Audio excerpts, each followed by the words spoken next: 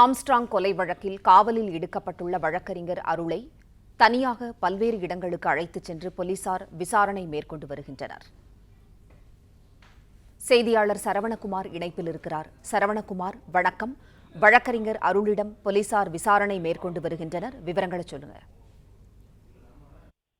Armstrong கொலை வழக்குல முதலில் காவல்துறையால் கைது செய்யப்பட்ட அந்த 8 பேர்களில் ஒருவர் அருள். இவர் வழக்கறிஞராக பணியாற்றி வந்தவர்.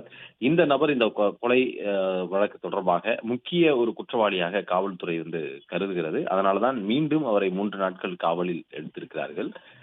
இன்றைய தினம் அவரிடம் நடத்தப்படுகிற விசாரணை என்பது இந்த கொலைக்கான சதி திட்டம் தீட்டப்பட்ட இந்த இடங்களுக்கெல்லாம் அழைத்து சென்று விசாரணை மேற்கொள்கிறார்கள். அதனால் இன்று அதிகாலையிலேயே இந்த விசாரணை வளையத்தில் வைத்திருந்த ராஜரத்னம் மைதானம் அருகே இருக்கக்கூடிய புதுப்பேட்டை ஆயுதப்படை பிரிவில் தான் இவர்கள் விசாரணை செய்யப்பட்டு வந்தார்கள். அங்கிருந்து காவல்துறையினர் அருளை மட்டும் தனியாக அழைத்து சென்று பெரம்பூர், புழல் உள்ளிட்ட இடங்களுக்கு அழைத்து சென்று இந்த கொலைக்கான சதித்திட்டம் தீட்டப்பட்ட இடங்களுக்கும் அழைத்து சென்று தொடர்ந்து விசாரணை மேற்கொண்டு வருகின்றனர். அது தொடர்பான ஆதாரங்களை திரட்டக்கூடிய பணியிலும் போலீசார் ஈடுபட்டுள்ளனர்.